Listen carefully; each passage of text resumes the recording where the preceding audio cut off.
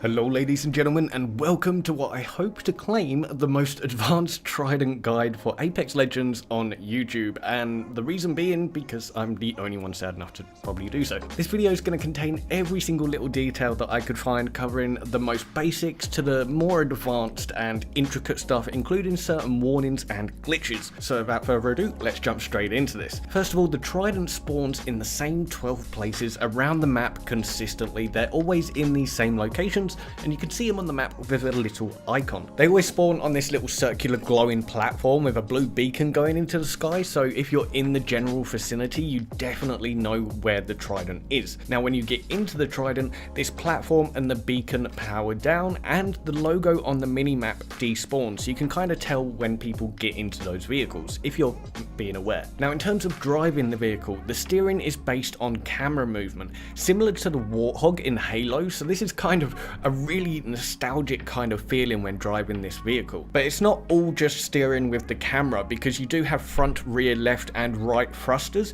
which allow you to do all kinds of movement, including side drifting. You can even drive backwards. There's a lot of things to learn with this vehicle. Now it is a hover based vehicle, but you can't exactly just drive over everything, you'll just crash into a lot of things. But if it's roughly about 3 to 4 foot, the vehicle will automatically go to hover over it, and you can start to use things as ramps and little like parkour moves to get over areas. Now in terms of taking damage when in the vehicle, you can get directly shot, so if you get hit with a Kraber in the head as the driver, you're going to get taken out. But if the vehicle itself gets shot, each player in the vehicle takes roughly 20% damage. So if you get hit with a wingman, which normally does 45 damage, you'll take 9 damage. But this is where the boost mechanic comes in. Boost is so useful, it's good. It takes 25 seconds to recharge, whether you're in the vehicle or out of the vehicle. You don't have to be in it for it to recharge, but this is just brilliant for getting in and out of situations. Now a little warning in terms of how the boost works: the boost automatically wants to go forward horizontally, so unfortunately you can go up ramps with like a 45-degree angle, but if it's more vertical, the boost just doesn't really work and it makes you bounce, and because it wants to go forward horizontally, not forward in terms of the way the vehicle's nose is facing. Hopefully they might do something to fix that later on. Now certain areas around the map do have these little yellow barriers. You can't see them till you're in the vehicle and they appear, and this is like to prevent them getting into like really busy areas. But with certain boost features and knowing the map well, you can use ramps to get over these and around situations nice and quickly. Also a massive warning here: when accidentally falling off of the map in the Trident, do not go to exit the vehicle thinking that's your last option.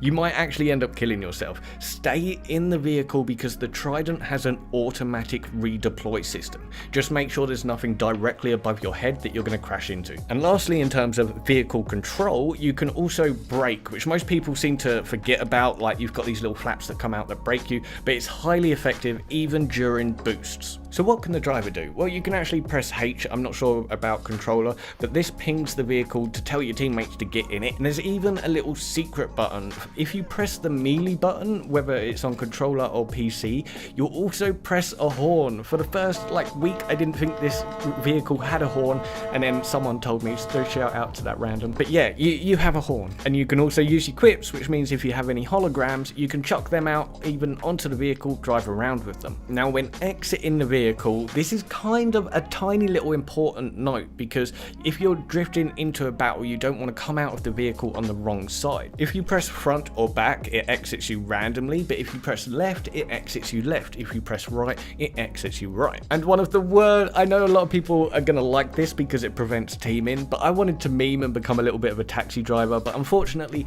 you can't get in the same vehicle if as an enemy team, it just doesn't let you. Now a special little feature that the Trident has is there are 2 panels on the vehicle, front and back, which you can interact with certain Legends abilities. For instance, Rampart's machine gun will lock onto the back area. You don't have to be on the vehicle or facing directly the spot, but it will lock onto the back area and you can place a machine gun there. Just be careful when driving around, because if you hit the machine gunner's head, the machine gun will break. Also, with Rampart's machine gun appearing on the main map, it can essentially act like a GPS to the enemy, letting them know exactly where you or other enemies are using that machine gun. Now there's also a front section sections, so there's the back and the front section you can interact with, and Gibraltar can chuck his dome on the back and the front, but the front works a lot better as it's lower down.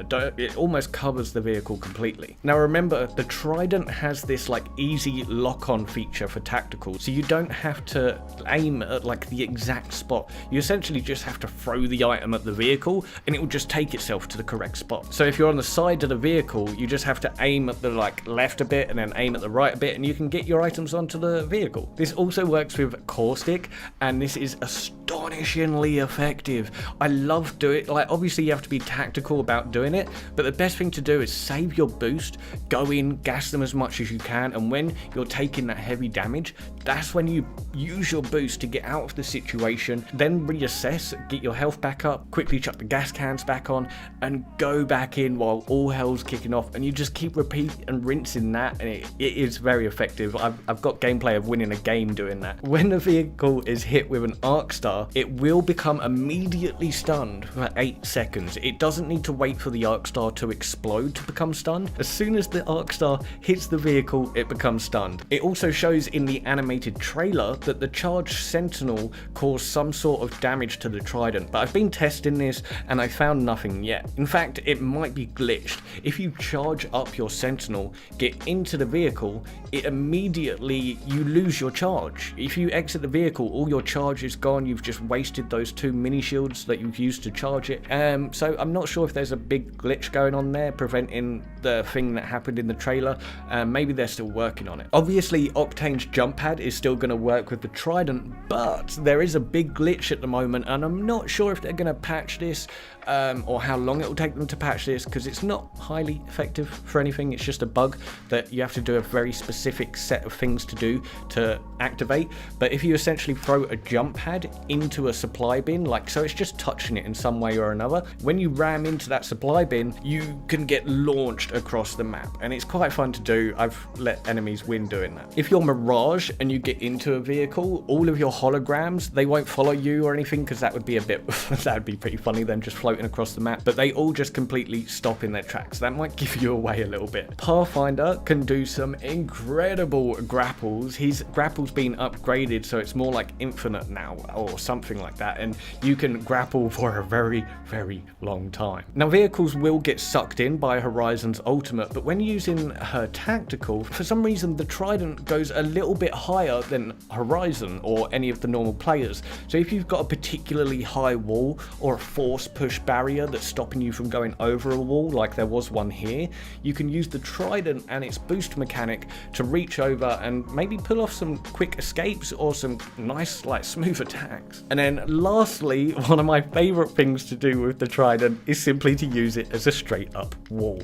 In some of the big open areas, I will just collect 2 or 3 Tridents, stack them up, and you're one of the only people that have defense in these big defenseless supposed to be areas. But yeah, other than that, ladies and gentlemen, if you saw anything else, be sure to let everyone know in the comments. I'm sure you will. But other than that, I hope you're having an awesome day. Like, subscribe, and I'll catch you all later. Peace.